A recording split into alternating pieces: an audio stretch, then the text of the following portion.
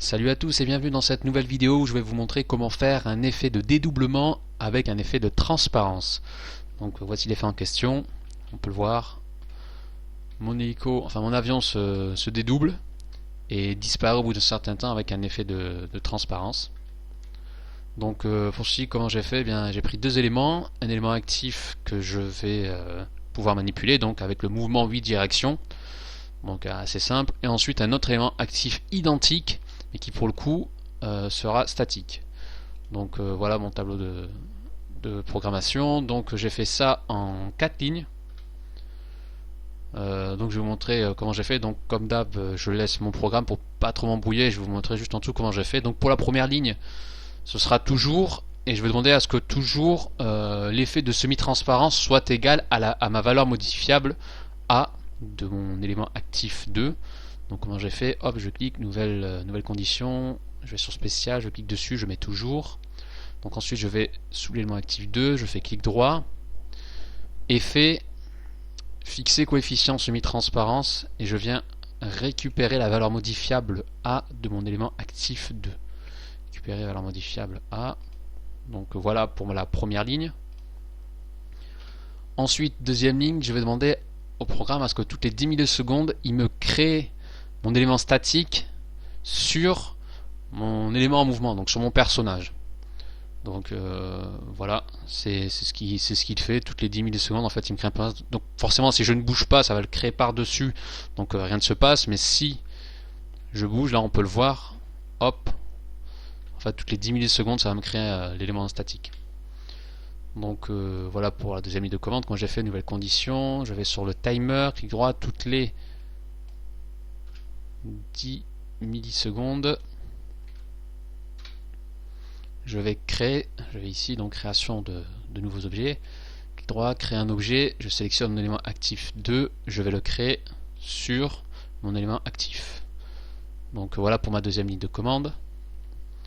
Ensuite pour la troisième ligne, donc je vais demander à ce que le programme, dès que mon élément actif 2 est dans le terrain, je vais demander à ce que dans un premier temps, à ce que la valeur modifiable A elle soit toujours incrémentée de 3. Tant que mon élément actif 2 est dans le terrain, eh bien, à ce que sa valeur modifiable 3, à ce que sa valeur modifiable A, on lui ajoute 3. Et ensuite, deuxième condition, faire passer derrière l'objet actif, puisqu'en fait, lorsque je crée mon objet actif 2 sur l'actif 1, eh bien, en fait, il passe par-dessus. Donc c'est pour ça que j'ai ajouté cette petite ligne de commande supplémentaire. Donc demander de faire passer derrière l'objet pour que ce soit un peu plus esthétique. Donc pourquoi est-ce que j'ai demandé à ce que la valeur, à ce qu'on ajoute 3 à la valeur modifiable A? Tout simplement dû au fait que comme je l'ai programmé juste au-dessus, en fait, l'effet de semi-transparence, il est à 0, bien en fait, il va avoir il aura aucun effet de transparence. Par contre, plus on lui ajoute de la valeur, et plus il va commencer à disparaître. Et en fait, c'est ce que je fais. Donc à chaque fois que mon élément actif 2 va être créé, dès l'instant où il va être sur le terrain, de manière continue, on va lui ajouter donc plus 3 à son effet semi-transparence, et c'est ce qui va créer donc cet effet de transparence. C'est pour ça qu'au fur et à mesure, l'élément va disparaître. Et c'est pour ça que juste en dessous, je vais créer une autre ligne de commande. Mais tout d'abord, je vais vous montrer comment j'ai fait la troisième ligne. Donc, nouvelle condition, clic droit, position, tester la position active 2, hop, on clique là juste au milieu. Donc quand l'élément actif 2 est dans le terrain, je vais lui demander d'ajouter 3, donc valeur modifiable, ajouter 3 à ma valeur modifiable 1, donc une fois de plus faire attention à bien sélectionner la valeur modifiable que l'on veut. Donc là j'ai mis 3, après bien évidemment vous pouvez soit faire plus, soit faire moins, ça c'est à vous de voir si vous voulez que l'effet de transparence reste plus longtemps ou alors moins longtemps, donc ça c'est à vous de voir. Donc j'ai fait ajouter 3, et aussi la deuxième petite commande, donc ordre, faire passer derrière un objet, donc faire passer derrière mon objet actif 1. Donc voilà pour la troisième ligne de commande.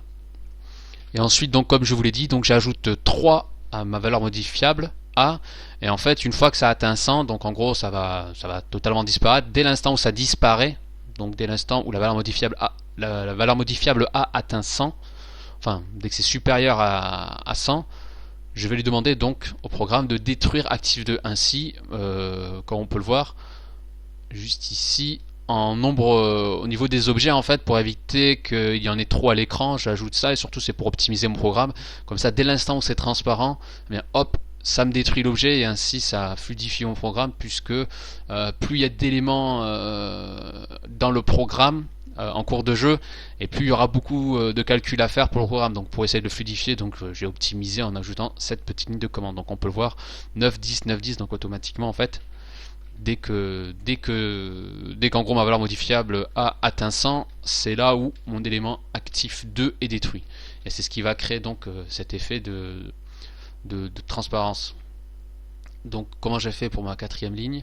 Donc c'est tout simple, donc nouvelle condition, je vais sur l'élément actif 2, clic droit dessus, valeur modifiable, comparer à une valeur modifiable. Dès que la valeur modifiable A est supérieure à 100, après ça aussi comme d'hab c'est à vous de jauger, de choisir. Moi j'ai mis 100, vous pouvez mettre moins ou plus, donc ça c'est à vous de voir. Donc dès que c'est supérieur à 100, je vais lui demander de détruire mon élément actif 2.